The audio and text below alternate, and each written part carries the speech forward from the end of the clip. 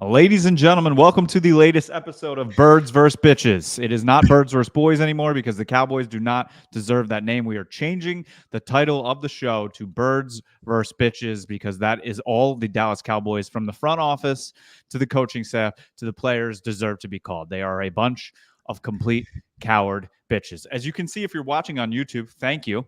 K-Mess here with Aiden. You might be saying, if you are a returning watcher / listener, where's all K-Mess's Cowboys stuff? It's gone because they do not deserve any inkling in my life. I'm wearing a Halloween pumpkin shirt, no blue anywhere, because I'm not a bitch, so I'm not going to be associated with bitches, which is Jerry Jones, Mike McCarthy, and again the players who Trayvon Diggs. Do you like Tom Brady said on the broadcast, you can't tackle if you don't use your arms. How are you, Aiden? I am kind of better, but maybe not. I don't know.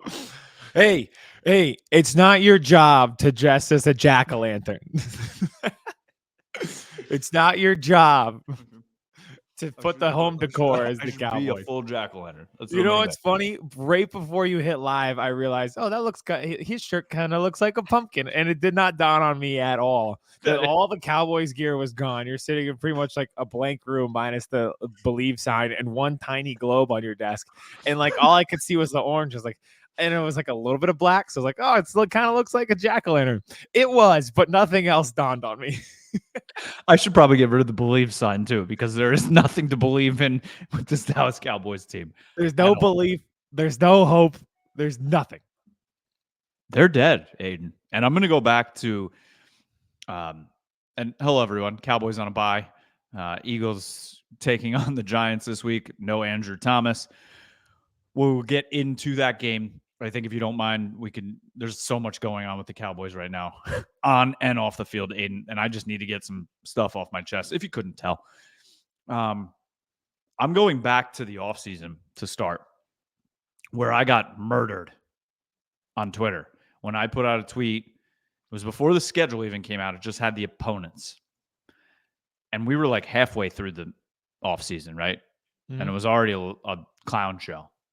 And I went through like teams they're probably going to lose to, right? And I was like, Ravens, the Lions. I thought the Steelers. And there's many more that they still have to play on my list of teams they're probably going to lose to. And I got killed for Cowboys fans. They're just like, look at that, automatic 12 wins. Nobody wanted to take into account the horrid offseason they had, the way the season ended, the first place schedule that you now have to play. It is a perfect storm, while the team is also being held together as a house of cards, because the coach is on a one-year deal, the defensive coordinator is on a one-year deal. You sign the quarterback and the receiver at the last moment. They got no time together in training camp, and I know they were so locked in together. Now they look like CeeDee Lamb just left on one of Elon Musk's rockets to Mars, and Dak is still here because they are that far apart on everything that they're doing. I almost miss the days of Mike Nolan putting hot sauce in his eye at a press conference. That is where we're at right now. You know who really did not get the memo? The front office. Because the team got worse and the schedule got better. And the team was not good enough at the end of last year and gave up a 50-burger at home in the playoffs. And they turned around and didn't improve the team at all. And now you're looking at it, and it's like, to be fair, yeah, the opponents are tougher. This is not a good football team. No. It doesn't matter. Like, I want to talk about the Lions because I am enamored. I'm in love, Kevin. I'm in love. Me too. I see them, and I feel like Jack and Titanic watching them. I was devastated when Hutchinson got hurt. That, and also it was gross. Yeah, that one. My wife was with our oldest daughter in the playroom, and thankfully I don't have time to literally just sit and watch football games anymore. But I record them and I will watch as I'm going, and then I'll go back and watch it. I didn't do that with this. I said, fuck it. No, No. I watch clips. But I walked into the playroom and my wife's like, why are you pale? I'm like, because I just saw the worst thing I think I've ever seen on a football field. I didn't catch it live, which probably was a good thing. But then I saw the replay and I was like, oh, that is the worst possible way it could have been. What's crazy is he still got the sack. Like he somehow still managed to get the sack while breaking his leg is the craziest part. So we'll go full Lions, but continue but on before, this team. you know, turf is safe, Aiden. That's all I'm gonna say. Turf is safe. We play at MetLife this week, so I say every prayer to whatever God you believe in. Didn't Andrew Thomas just got hurt on the turf too? Didn't he? Is that why he got a Liz Frank injury in his foot? Is he? Well, yeah. He's See, done. there He's you done go. for the season. He had surgery this morning. Liz Franks are very bad, by the way. Yeah. So, to the front office that you say, the funniest thing in the world, and I don't know if you caught the whole interview that Jerry had on 105.3 The Fan yesterday, why he's getting destroyed. I did, and can I actually do a Cowboys rant? Can I piggyback off you real quick and do my Cowboys rant, and then the floor is yours, honestly, for the rest of the show? I find that to be like the grossest level of behavior from a person who is clearly in a high, like the highest level of power. Yep. He's probably the most powerful owner in the NFL, a billionaire, an old white guy, like all of it. For you to go and tell those guys that's not your job, and then try to use your position of power to force them out of those jobs is so fucking gross. That they are very good at, too. That they're good at, one, and two, it is the baseline foundation of their job to ask you those questions.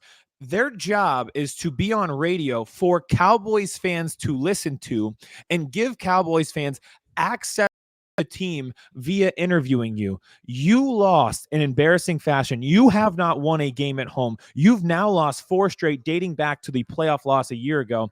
And blown out in every one of them. You're getting blown out. These are not even contested games. So for them to ask you about how to fix the team and if there are any regrets on not fixing the team and push back on those guys and say they're not doing their job and threaten to make them lose their jobs is just so incredibly unprofessional from a person of power. So the floor is yours, but that was my Cowboys rant.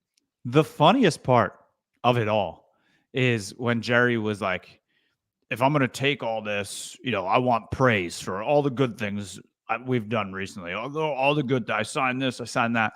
And then literally moments later, a couple hours, but I'll say moments, Amari Cooper is traded for more than you got for him, and he's 2 years older. Yeah, crazy.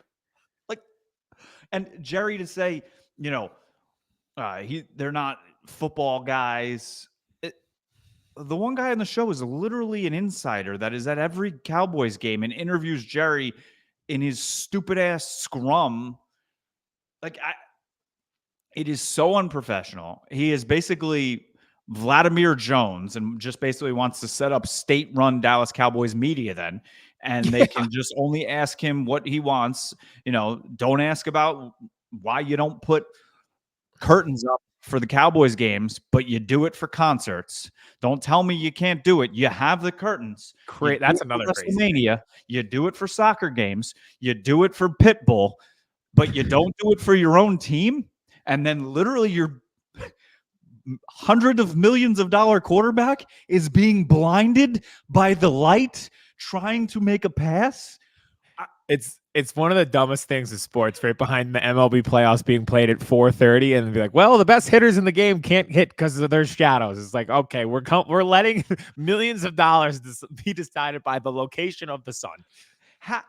Again, the location. How in the world was this monstrosity of a stadium built? And no one stood out there and was like, okay, the field's going to be going this way. Games usually take place around here. Cowboys usually game. They're at the 425 game. Let's just stand here and then turn this way and let's just see. And they're like, yeah, this probably let's maybe just turn the stadium 6 degrees this way and we'll be good. Yeah. Nobody pulled out a compass during that construction of that stadium. The compass they pulled out was Jack Sparrow's that only pointed north. And Jerry was just drunk behind them going, why is the rum gone? Why is the rum gone? Yeah, literally. He was like a little assistant guy who just drinks all the time. He's literally Jerry Jones is Commodore Norrington who wouldn't listen to anybody and directed the ship directly into a storm because he didn't want to listen to any constructive criticism, and then was homeless and drunk by the third movie. And I think he also, he has been, and I was listening to Sean and RJ this morning, and kudos to them, the way they handled it, the way they continue to handle it. This morning, they were talking, they're like, we still don't understand what happened. They're like, Jerry has been coming on for 14 years. And we have talked to him about much worse things. And they've questioned him about they literally said this morning, we questioned him about segregation and about the photo he was in, about segregation, and he didn't get mad. That's actually insane. I think that shows that he's cracking. He realizes this team is bad. He is 82 years old. It's another wasted season. They are not going to win the Super Bowl. They might not even get to the playoffs. And I think he's cracking. In a way, it was an admission of, I don't want to say guilt because that sounds intense. It was an admission of fault. By getting that mad about it, it was like, you didn't want to admit you're wrong, but you're in the wrong. Yep. Like, this team is bad. You did not fix it. And now you're getting embarrassed. And there's viral videos of people selling their season tickets there. And by the way, Kevin, I know you pointed this out before and you said it with the Bears game or whatever. It's loud for opposing teams. Like, the Lions fans were loud. Every touchdown, like, you could hear them very, very easily. And I'm sure he hates that. But yeah. Could you imagine being Dak Prescott and you just got paid that contract and you're the quarterback of America's team and the opposing quarterback's name is being chanted in your stadium? Crazy. Not at a Super Bowl that he's playing in. They score that touchdown and they're showing Montgomery celebrating, and the entire section is not navy blue. It's a different shade of blue for the Lions. I love too that at the end of the game, Jerry also got mad at a reporter for asking him, and this was a legitimate question. Somebody asked Jerry about, when you make changes, or are you going to make changes? And Jerry said no, because that's what he does. Yeah. And then another reporter followed that question up and said, okay, if not now, when would you make changes? Like, at what point would that need? And they weren't even asking specifics about coach, just changes. And he literally looked at the reporter. He goes, "You think I'm stupid? Do you? You think?" And that's when he almost I don't want to say it's almost scary a little bit. His age, the way he's starting to go a little nuts. I'm not saying anything, but it started there, right? And he's just so dug in, and I get it. Like, he's been getting pounded all off season, right? He had to deal with constant free agent questions. Or let's start. Constant questions about another season ending in dramatic fashion, not going to the Super Bowl for 30 years in a row. Then he had to get constant questions about lack of free agent moves. Then constant questions about, are you going to sign the quarterback? Are you not going to sign the quarterback? Constant questions about, why is Mike McCarthy coming back? If he's coming back, you should give him another deal. Constant questions about CeeDee Lamb. Are you going to bring the receiver back? He's holding out. What's happening? Questions already about next year with Micah Parsons. Questions about why he's talking about the penis size of players on his team. Like, he's just been getting constantly hammered all offseason, and then the season started, and the team has looked like ass. Yeah. To use the words of Shady McCoy, ass. And now he's getting these questions, and I think it's just spiraling in a vacuum, and he is cracking. It truly is. But again, I think it's just like that is an accountability thing. Is like, I think even him with the hubris that he has is now realizing, oh, like this is on us. We are putting out a bad product. And we have made this criticism before that it's not always about winning and losing. It is about winning in the profit margin. Yep. Well, the profit margin is clearly going to be impacted because the fan base, just from what I've seen, what we've talked about, and what's very evident is like nobody is bought into whatever this product is. And they look at the spending and they say, well, why would I commit if you won't commit? Like, why will I financially commit to buying tickets to a game or buying a jersey or subscribing to YouTube TV Sunday Ticket to watch this when you're not financially committing to this team? And you mentioned like fixes before, like, are there going to be changes? What change could they make? Like, really? Because they could fire Mike McCarthy tomorrow. It's not Mike McCarthy's fault that Gibbs and Montgomery just ran down their throat, right? Yep. Yeah, I don't know what changes it because, like you said, the defense is getting shredded every week. If you fire Mike McCarthy, you would think that the head coach on your staff that has head coaching experience would become the interim head coach, which is Mike Zimmer, and that team, that part of the ball is horrible. So it's like, I don't know. I don't know what they do. Do you want to talk about the Lions real quick? The love of my life, the Lions. Yeah. We predicted it, and it somehow was even worse. We said this would be a revenge game. They're going to use Decker to report as eligible. They're going to try to like just go so hard to make up for last year. Yep. Whatever that was 100 times worse. It was historically the worst loss in Cowboys history at home.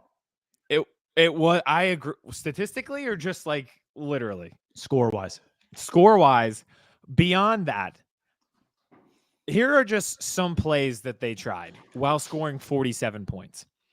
They tried to throw a touchdown pass to Decker, the ineligible man from last year, to get revenge. Yep. They ran a flea flicker early in the game to get Sam Laporta a 50-yard touchdown. They then ran a hook and ladder play with their star tackle to score a touchdown that was called back. They were running hook and ladders with the offensive tackles. Like this was an all-time, like they just went a total go fuck yourself game on the Cowboys. They didn't beat them. They were purposely trying to emasculate the Cowboys. And then Jerry Jones says after the game, didn't see this one coming. We all saw it coming.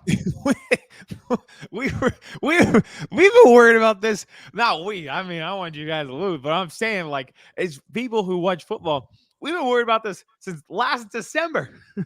And I don't want to hear like they were going to go all out. I don't want to hear people saying, well, they were without Micah. They were without Kendricks. They were without D-Law. Okay. In that moment, in that type of game where you're missing those starters on defense, that is when your highest paid quarterback and one of the highest paid receivers in the game need to step up and try to win the game. And they were horrible. Dak has been horrible this year. He has, in this moment, he has 7 turnovers. In the season where he led the league in turnovers, was that 2 years ago, 3 years ago? When he only played 12 games, at this point in the season, he had 6. He has more than he had then. He had 2 more fantasy points this week than Hendon Hooker, who was the backup quarterback for the Lions. It's maddening.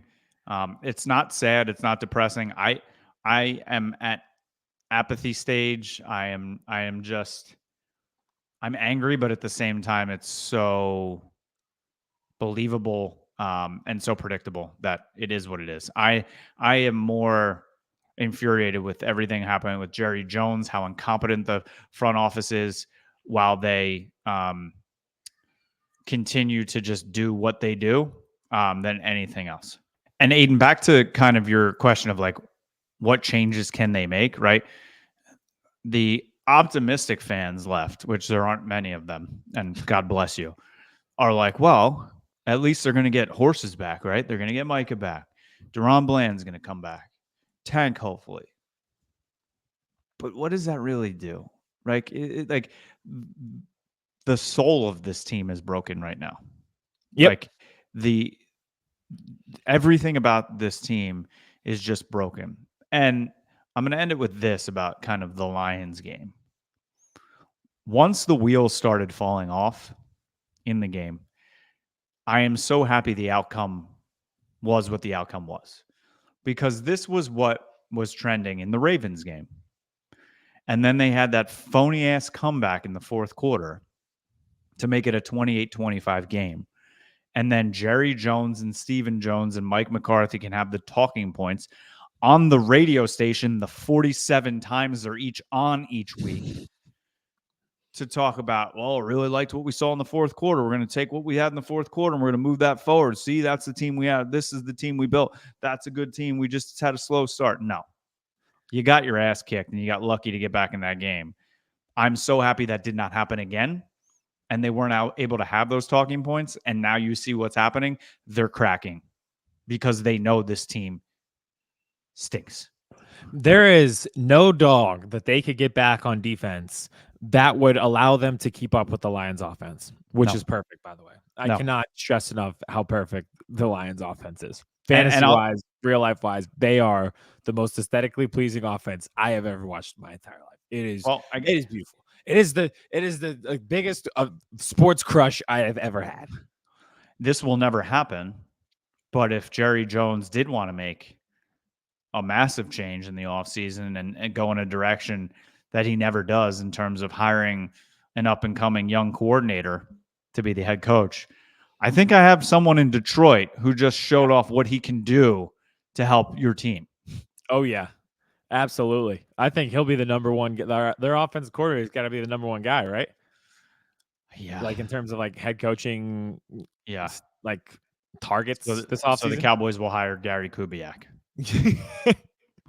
Because they're seeing what his son is doing. Huh? Is Jim Caldwell still around? Yeah. Or Doug Peterson after he gets fired, or Tom Coughlin. They'll bring Tom Coughlin back. Tom Coughlin. Roll his old bones out there. It's just like when does the first Nick Saban to Dallas rumor start? Oh God. Or Lincoln Riley if USC continues not to be what everybody expected. Lincoln Riley, yeah. Or I would actually have the biggest, like, okay, you have the biggest balls and I don't give a fuck in the world if Jerry just said, fuck it, I'm coaching the team. And he just named himself head coach. That'd be the biggest disaster of all time. I would watch it, but it would truly be the biggest disaster of all time. Owner, general manager, coach, and he would somehow try and get in a game just once so he could also go down as a player for the Dallas Cowboys like Rudy. Jackie Moon. Yep, we've now compared Jerry Jones to Vladimir Putin, Commodore Norrington from Pirates of the Caribbean, Rudy, and Jackie Moon from Semi-Pro. So our production team has a lot of work to do on the clips this week. This is all I'm going to say. Sometimes you just need to shut up, Jerry. I would have had more respect if Jerry would have canceled his interview yesterday with the fan, rather than going on knowing how angry he was and having that type of performance. He could have easily said, you know what, guys, can't do the interview today. He was flying to the owners' meetings in New York and just like giving himself another couple days to cool down before being on the station again this week. Again, I would have had, he would have got shit, right, from people saying, oh, you're being a coward and you're hiding after that game. But the backlash would have been much less than literally the entire world coming down on him. And the funniest part was, after the meetings all day long, right, the whole world was coming. Stephen A. Smith was kind of being a little coward. He backed up Jerry a little bit because I think he started and then it was like, wait a second, Jerry gives me a lot of access there when I want to go to Dallas, so I'm not gonna. But like Spears, Shannon Sharpe, like everybody is just hammering him. Twitter world everywhere, and I don't I don't, like we said, Jerry Jones still reads newspapers and has Yep. literally newspapers cut for him and pasted on white paper like you had to do, in school, and like articles, and be like, here's it, and he reads them. So I don't think Jerry had like his phone with him in the meetings. And while Tom Brady was being announced that he's now a new owner of the Raiders, like Jerry's under the desk, like looking through Twitter about what's happening after his interview.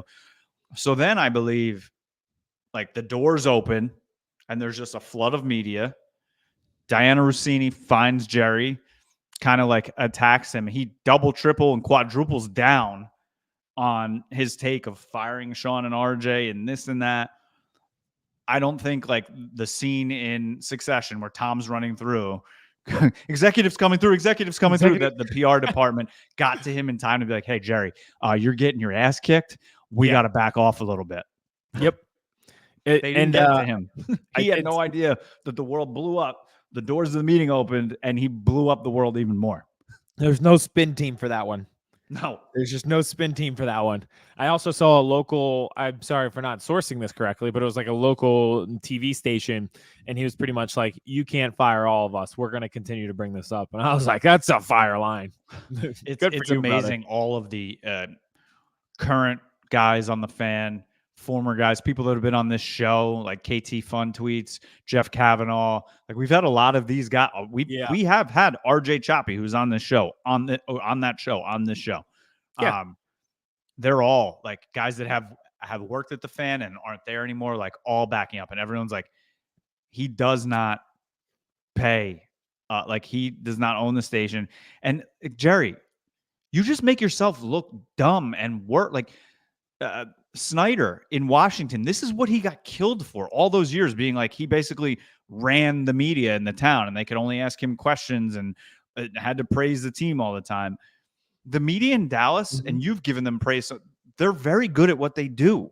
Yeah. And they're open and they do question and they do criticize. That is their job. Their job is not to cow down to you and to say, oh my gosh, you drafted so well this year, even though you really needed a running back. It's okay. The draft was so good, Jerry. It's like talking to my 2-year-old that I just had to go out there because she just wants more chicken off the bone on the rotisserie chicken. And she doesn't want it from me. She wants it from Lisa to give it to her. And it has to be cut sideways and not up and down. Because Jerry Jones is a toddler, just a very rich one. I was going to say, he's a very rich one with no emotional maturity. And we talked about this before. There is a stunning lack of accountability problem these days. That would be number one. If he doesn't take accountability, why would anyone in the locker room do it? You know? So it's how you're run. It's how the franchise is run. And it's shown this week. The Lions are out there doing the football equivalent of trick shots against you while they're up by 40. And you're like that. You're mad at the radio guys. Be mad at yourself, man. Like, there's no reason Braylon Allen shouldn't be on this team. There's no reason why you haven't made a call on DeAndre Hopkins. Like, it's on you, and that can be frustrating in life when it is on you. Like, nobody wants to be wrong. Nobody wants to be like stuck in a position where they have to be held accountable because the product they're creating is bad. Like, nobody enjoys that, but it's going to happen to everybody in life. It's just so happened that it's happening to a very rich billionaire who has failed for 30 years and is now starting to realize it. And who has to tout his, stupid things that nobody cares about how how many fans come in the building. Like, no one cares, Jerry. And this is also something that Sean tweeted. He's like, when did the standard for America's team, the Dallas Cowboys, change, right? Because when I was growing up, and before that, the standard was Super Bowls. The standard was rings. The standard wasn't 12-win seasons. Like, I don't care about it. Okay, a 12-win season, you got embarrassed in the end. And I just went home, took my ball, and was angry. I wasn't like, well, I wish we had 12 wins, and I'm going to go hang a banner in my broom that says we got. No, the banner that's usually hanging behind me that I took down right now has years on it where they won Super Bowls. It doesn't have years on it where they had 12-win seasons. And that's really where my hatred of the Cowboys came in, is like my generation. I really haven't seen. You don't know it.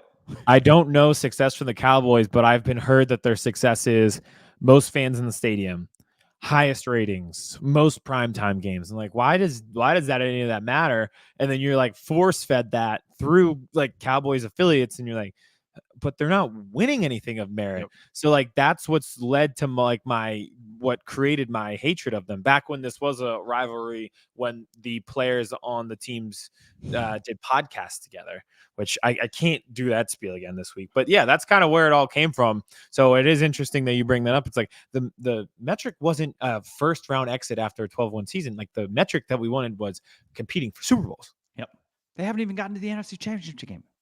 They have not. I'm turning I just 30 said that like year. Joe Biden. I stumbled over championship because I'm that frustrated. Jerry Jones sounds like he should be running in one of these presidential things. Just sure. burns Like, why not? accountability, and it's always the media's fault. You know, it'd be really funny if all of a sudden, like some like really, really, really rich Cowboys fan started running anti Jerry Jones ads on TV, political ads on TV. Paid for DC for life pack. I'm Kevin Messina, and I approve this message. I think bookmark this. I think we could pull this off. I will get with our producers, but I think I could create a skit where we pull this off. Oh, that would be we will make it. We will tweet it. This is the last thing I'm going to say about the Cowboys before we can kind of get into the Eagles, who are actually going to play football this week. Oh yeah, Cowboys are going into the bye. The funniest part is they're 3-3. They're not out of anything right now. That's the funniest and the worst thing, because like I said, they're broken. I think the season's done, but we'll see. They're going into the bye, and I would think going into a bye after a game like this, there's two sides, right? You're happy because at least you can, like, as a player, maybe get away for a little bit, let your body rest, not think about it. But then I'm sure there's others that, like, you're going to stew in this, because a lot of athletes, I mean, I played lacrosse in college, and you've played tons of sports. When you get your ass kicked, you want to get back on the field or the court or the ice as soon as possible to kind of revenge, right? So now they have to stew, and they have to wait. And then at the end of the tunnel of the waiting is the big bad fucking bully who has been beating you up and taking your lunch money for the last 5 years. It's the worst possible opponent to play after the bye week. It's like, this could get really bad. It's truly the worst opponent possible. Like, God, that must suck. That must really suck. It's like literally you get beat up. You're at school. You get beat up by the school bully who beats you up every year, and then your parents take you away to Florida on spring break, and you get to kind of relax. But in the back of your mind, the whole time, you're like, well, as soon as I get back, he's going to be waiting there for my lunch money. Yep. And then you land, and then you go to school, and then there he is again. There's Debo. Like, that's what's happening to the Cowboys right now. Truly. And the Eagles were kind of in this position where there was like bye week. They got throttled before, and I was like, all right, let's just get away. Let's rest and reset. We got the Browns, and you have the 49ers. It's like remember, this might not be the best analogy because you get rest, but do you remember in Pokemon at the end, like you'd face like the final 4 trainers, and then you'd have to face your rival, like after you had to go through the gauntlet of all of those like good Pokemon trainers, and your Pokemon have like 10 health left, and you have to face the rival at full strength. That's kind of like Cowboys, where it's like your old rival, your old nemesis for the entire game shows up right at the end after you just had to get your ass beat 4 straight times. So, like, you know nothing about the Cowboys winning Super Bowls and success. I know nothing about Pokemon. That's the generation gap right there. Pretty much. Okay. Timeline of events. Cowboys win their last Super Bowl. Year after, I had a Tamagotchi. Pokemon Red. Like, do you know what a Tamagotchi is? I've heard of it. Okay. I had a Tamagotchi and a Furby, and the Cowboys were winning Super Bowls. Did you have a Game Boy? Yeah. And then a handheld Nintendo too. Yeah, I had regular Nintendo, and then Super Nintendo, and then Sega, and then 64, and then PlayStation. Nice. And then 2, and then 3. Yeah. On and on. The Cowboys are still playing Super Nintendo. The Lions are playing Xbox One, and the you're right. The Cowboys are playing Super Nintendo. The Cowboys are like the cosmonauts that sent the first Russian into space, and the Lions are Elon Musk, who are literally landing rockets back into some giant thing that has arms and catching it after it's already been in space. That was Sam Decker, or not Sam Decker. What's the guy's name? Who? The offensive lineman.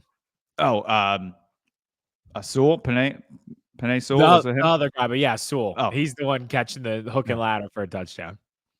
Crazy. It's just, again, Jerry said, we didn't see this coming. We all saw it coming. That's like going to a haunted house and be like, whoa, I didn't think I was going to get spooked. Yeah. Or like you going to the haunted house and getting jacked in the face. That's what happened to the Cowboys. Jerry Jones is like, oh, I went up to the sewer grate and there was a clown in it. I didn't think he was going to rip me down there. No. Just thought maybe you'd give me a piece of candy. I thought it was Halloween candy. I thought, yeah. And then all of a sudden I was shredded in a sewer grate. Well, happy game week for you. Yeah, big game. I think we could start where we finished with the Cowboys. You said that sometimes it's best to kind of just shut up. Yeah, I would agree. If I were certain someone within the Eagles organization, I've kind of rescinded my thoughts about it like a little bit. I don't think Nick Sirianni did anything malicious towards the fan. The fan came out and said that. Still, optics-wise, I think it was terrible. He truly is giving off the energy of someone having a mental breakdown. Yes. With the shaved head, yelling at the fans, bringing the kids to the press conference. And he is Britney Spears during her. He is having meltdown. a Britney Spears 07 meltdown right now. He just happens to be coaching our football team. But like, right. Okay.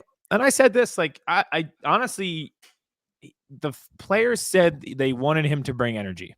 And I get that. But if you look at that clip and when that happens, live during the game, they're showing the Eagles sideline. He's celebrating with the players. He daps up AJ Brown. AJ Brown is kind of like giving the guys a pep talk. And then at the end, Sirianni daps him up, kind of pats him on the shoulder. Is like, hell yeah. Then he goes over and starts taunting the fans. So it's just like, it's a great microcosm of everything wrong with the Eagles, because when everything looks positive, oh, we got the dub, everyone's happy, they do the dumbest fucking thing possible to ruin all of the momentum. And it's pretty much like the entirety of the Eagles. So that scene right there summed it all up.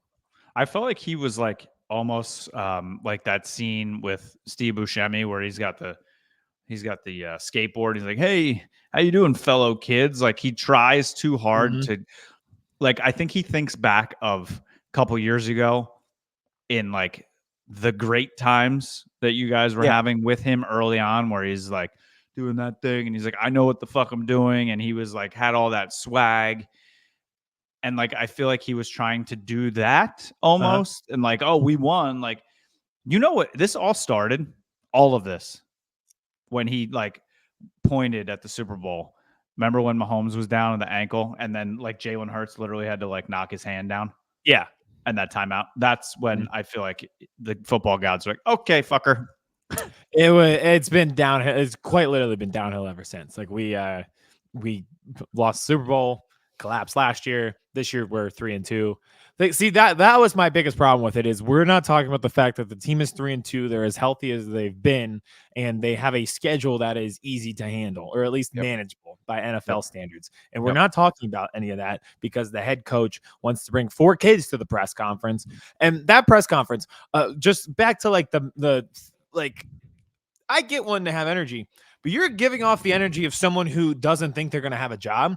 Like, if you listen beyond just the kids being there, some of his answers about like getting emotional, how much he loves football and how much it means to him, and how much like football, he like tries to relate football to family, and the game of football has given him everything, including family. Like, to me, it's a guy, it almost feels like he was reminiscing. Like, this is it. And I'm reminiscing because I don't know how many other chances I'm going to get. I remember when I left Temple and we graduated, like there's 3 bars on campus and each bar had like a different day. And it was like the day before we graduated and everybody was at the one bar, and you're going in, and at this point you've been there 4 years. So you know everybody. And I remember the table was like 40 deep, and it was people just like reminiscing, telling stories, but knowing that it's over. Like, it's a little bit somber because you're like, this is the last time we're going to be talking about this all together. Yep. That's the energy I got from Nick Sirianni, a guy reminiscing because he thinks it's going to be over soon. Yep. He sees the memes of Bill Belichick in an Eagles shirt, or it's not good vibes. It almost makes you think, Aiden, why both of our head coaches were questioned about coming back.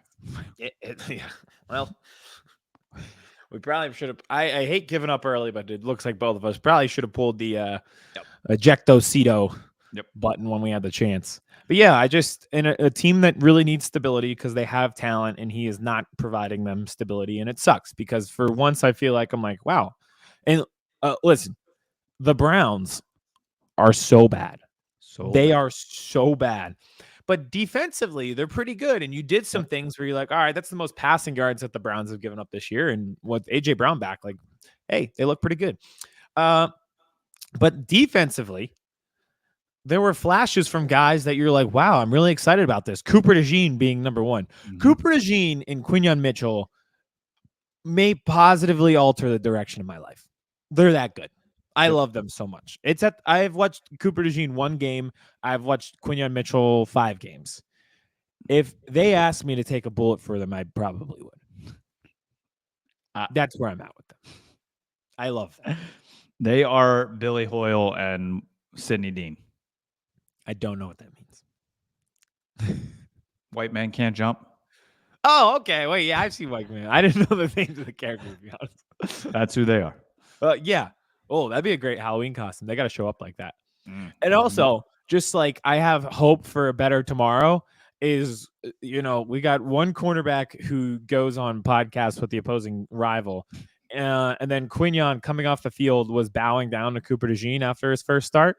Yep. And I was just like, you guys give me so much hope for a better tomorrow that I won't have to worry about the coach having tirades on the sideline. Like, you got when I'm down, I'm just thinking of Cooper DeJean and Quinyon Mitchell.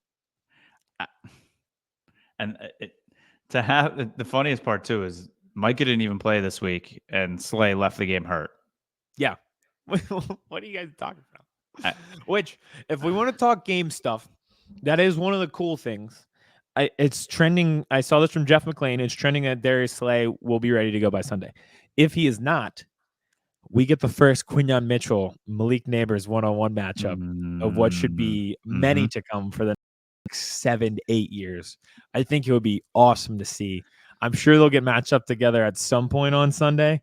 But wow, like that, we're staring dead at. I mean, even if Slay is back, I think I'm putting Quinyon on Nabers. I'm doing it for the hell of it. Also, Wan'Dale Robinson in the slot. We get Cooper DeJean on Wan'Dale Robinson, Quinyon Mitchell, Malik Nabers. That's just fun football. That's just fun football matchups that I'm very excited for. And how about the immediate Swiss Army knife use of Cooper DeJean, bringing him on the blitz for a pass rush that struggled. Yep. He was great in coverage, great sideline to sideline tackling. He saved a touchdown from Elijah Moore. Yep. He actually hit him so hard he knocked him out of the game. He was in good coverage on a go ball down the sideline. And he also had a sack. So he's the best. You sit in traffic and you're like, well, at least I have Cooper DeJean. Gets a little cold outside. You're like, at least I have Quinyon Mitchell. Like, if something goes wrong in life, I just think of those two people. This is how Flyers fans must feel about that Mitchkov kid. Just like, you're just saving me from the rest of life. Those are the things, like the sign above me if you're watching on YouTube, that make you believe. They make me believe. The whole defense, though. Again, I want to preface this. It gets an asterisk. It is shocking how bad the Browns are, because it's not just a Deshaun Watson thing. Their offensive line is bad, and they lost the backup center 2 plays into the game, so they're on their 3rd string center. They can't really down like 5 offensive linemen. It's bad. They got their right tackle back, but I still think they're down multiple guys. They can't run the ball, and Jerome Ford went out, so they're on their 3rd string running back. The receivers don't help Deshaun Watson. And now Amari Cooper's gone. Drops. What? And now Amari Cooper's gone. Amari Cooper's gone, but I was watching that and I was like, I might have bias, but I don't. the Cooper thing, he was not good. Like that was not a Deshaun Watson. That's the thing. A lot of Cowboys, like, he can check out mentally, and when he he's- mentally checks out, he slumps. He just doesn't. So I think, and that's what the Raiders saw, and then he got kind of a spark of life getting traded to Dallas, and I wouldn't be surprised if we see that in Buffalo now. I thought that too. I equated it. We did a TikTok live last night, and I equated it to Jazz Chisholm, who was on a bad Marlins team and is abysmal, and is now playing in the ALCS and balling out for the Yankees. So he got his first hit of the postseason last night out of 5 really? games. Oh yeah. Oh well, he was good during the regular season. Yeah, he was very good. And he had an error last night too. But he has played a very good third base, and it was a shot that he had last night, a double. So but then he got picked off at second in a rundown. Like they are not the best base runners over there. It's good that they're the rest of their John Sterling said they got two guys thrown out in the same inning last night to end the inning. And then he goes, they run the bases like drunks. Awesome. But hey, congrats. The Yankees are up 2-0 in their LCS series. And hey, what could go wrong when you're up 2-0 in an LCS series winning both games at home? Like, I can't think of one thing that could go wrong that has ever gone wrong for another team in a similar position. Not talking about it. Baseball. It's 2-3-2, right? Or is it 2-3-1-1-1? Yeah, I hate that. I like 2-3-1-1-1. I'd rather be the road team. Yeah, I say this all the time, and it backfired on us this year. I love being on the road team. Yeah, why should you get 3 home games in a row? It's insane. Yeah. And I mean, I understand, like, in the NLC, like, you don't want to be traveling from LA to New, like, I get it, but like Cleveland's not that far anyway. So it's crazy. Now, I mean, obviously, if Detroit wins all 3, it's coming, or I'm sorry, if Cleveland wins all 3, it's coming back to New York. But still, then you're coming home down. Yeah. I think somebody knows about that. No. We were up 3-2 coming home with 2 chances at home to win. That's right. 2. Right. We had both home games. Oh my God. Oh, but luckily we have Cooper DeJean. They're so good. Believe. Among Cooper DeJean, Quinyon Mitchell, both really good. Nolan Smith, that was his best game, so that was awesome to see. Moro Jomo got more snaps. Great. He had a sack. He had a pressure, made Deshaun Watson throw the ball away. Jalen Carter, good. And again, asterisk, it's the worst offense in the NFL, probably for the past 20 years. Like, it's bad. But they played well. There were just a lot of young guys who flashed. Kaylee Ringo came in. Here were his first 2 plays. Annihilated a runner. The hit was so loud that I was like, they might just throw a penalty because of how loud it was. Yep. The second play, he was in great coverage, and Amari Cooper grabbed his face mask, and it was a 15-yard penalty on the offense. Those were his first 2 plays in the game after Isaiah Rodgers and Darius Slay went out. So I was like, yeah, all the young guys, play them. The highest graded people on the team defensively, Nolan Smith, Jalen Carter, Nakobe Dean. Thank you. Thank you.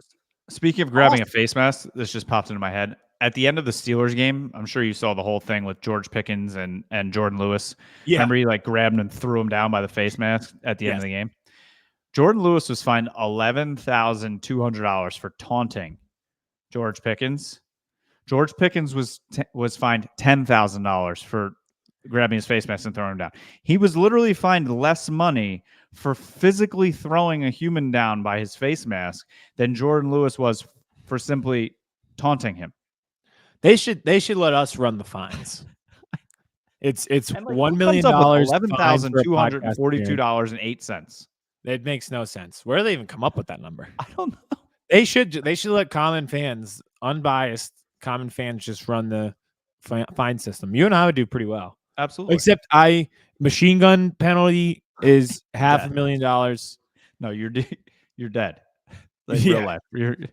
You go to the You go visit Vladimir Jones. Yes, you get hit with real life weapons charges. Yeah, you get a felony firearm charge if you do that penalty under my fine system. Oh, and you do know also that Sunday was Jerry Jones's birthday. Yeah, that was funny. They flashed him. I think it was right after the flea flicker. They were like, "It's Jerry Jones' birthday." Did you see They're the still meme? 40 down the sideline touchdown.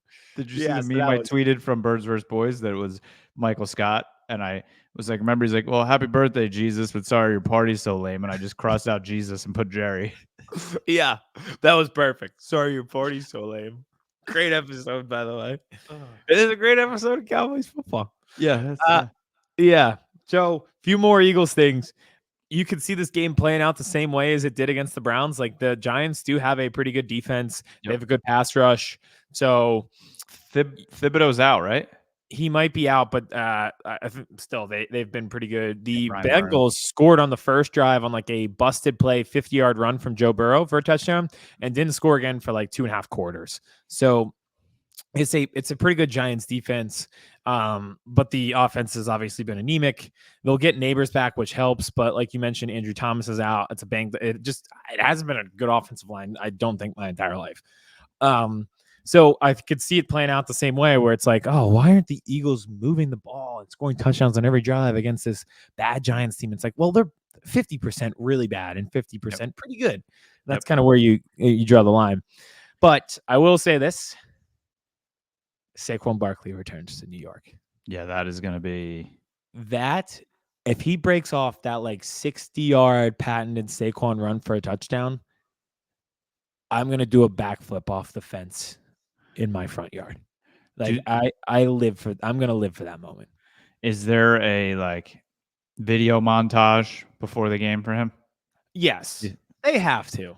Yeah, they absolutely have. And listen, the fans can boo the front office every single time he does something like big in this game. Aiden, this is your homework for the weekend. Every single time he has a big run, a touchdown, I just want you to tweet simply just the picture of the general manager, or was that Mara? You know, when he's in his office from just like this. I'm going to quote tweet it. It's like Saquon Barkley for a run of 24. And I'm just going to quote tweet it every time with the owner with his hands in his head. Like, he's like, it would kill me if we lost Saquon Barkley.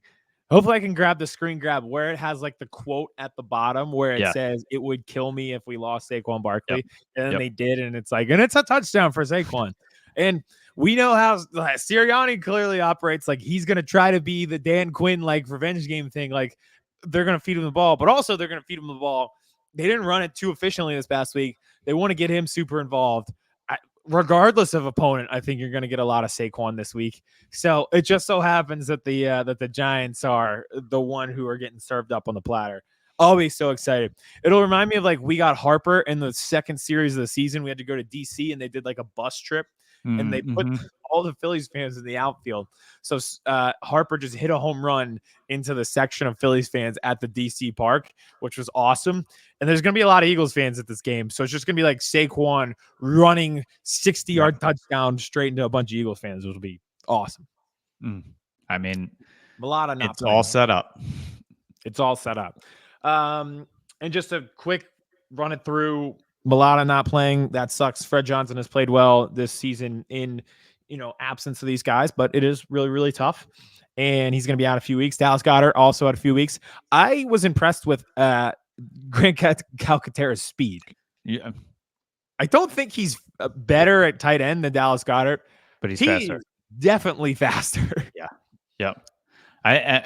I couldn't believe the only remember was that the Saints game when Dallas had that long catch at the end basically to win the game. And I was like, it just looked like he was in like slow motion, but there was nobody there. You're like, I don't think anybody's there. Yeah, exactly. They had the soundbite of Mulata. He's like, unhook the trailer, son. Unhook the trailer. So funny. Calcaterra is like if Goddard could unhook the trailer, but also just like not as big as Goddard strength-wise. So if we could combine them, they would actually just be the tight end from Penn State. Be perfect. Yeah. So they ran some pistol stuff with Calcaterra that I would like them to go back to. Hurts has been good against the blitz, but let's throw it over the middle more. Two guys like Calcaterra. And let's win. Let's win the game. Just win, baby. Just win, baby. As the owner of the Raiders, Tom Brady would say. How's this work, by the way? I don't know. This is a good place to ask. He's a lead commentator on Fox, but also the owner of the Raiders. He's not allowed in like you know how they go and like meet with coaches and stuff beforehand? Yeah. Like he's not allowed to be in those meetings. That seems tough Yeah. to handle or pull off. I mean, we're what? 6 weeks into the season? 5 weeks? 5 weeks into the season? 6. And Brady has been on the call for like 4 of the 6 Cowboys games. Yeah. Give me Greg Olsen all day long. Greg Olsen's so good. We don't have Joe Davis right now. I said it early in the season. Mark the tape. I said, I don't think Brady's going to be very good at this. Yeah. I mean, it's early, but he clearly has energy. Yes. He seems to be enjoying himself. Yeah. Greg Olsen is I think Greg Olsen's probably the best at it. Yep. So is that nothing you can do? So we shall see. Cowboys head into the bye week where they have a chance to lose. Eagles trying to continue to right the ship against a division opponent. And I'm gonna leave you with this last question since we talked about 2 of them and you're playing them. What do you put the chances on having 3 new head coaches in the NFC East next year? Pretty high, probably. That's depending on how this turns out. Depending on how Dan Quinn finishes the season. No, I'm kidding. Yeah. All right. So maybe in 2 weeks, the Cowboys pull off a victory in the Niners. And if you're watching on YouTube, I may have some more Cowboys stuff, and I'm not going to be wearing a jack-o'-lantern sweatshirt. But until then, no. Keep the jack-o'-lantern on. Jack-o'-lantern stays on. Thank you for watching. Thank you for listening. If you are here on our YouTube page and it's your first time, head back to the homepage, smash that subscribe button. Anywhere you listen to podcasts, we are there. Apple, Google, Spotify, Stitcher, and everywhere on social media, Birds vs. Boys Pod. Like Aiden said, we've been going live. He's been going live a ton on TikTok. Me, old boomer sooner, needs to log in and figure out how to go live on TikTok. I will, I promise. But we've got a lot of cool TikToks going out. Our tweets are always on fire, and you can find us on Instagram as well. So thank you for watching. Thank you for listening. Enjoy your week. Enjoy this beautiful weekend that is coming. This has been Birds vs. Bitches, and we will see you next week. Chris Hansen here, and I'm going to need you all to take a seat right over there and check out Birds vs. Boys. I think you're completely right here, and I hate it. Yep. Hey, idiots. Stop doing dumb things. I got 2 phones. Upset alert. Upset alert. I might go insane. I think you're already there. There's no hope. Hope is gone. If this was an AFC North podcast, we'd be done in 15 minutes. Bob Hope. I'm going to drink bleach. That is the team you promised me you were going to be this year. This is the Consciously Hopeful podcast. I'll be watching.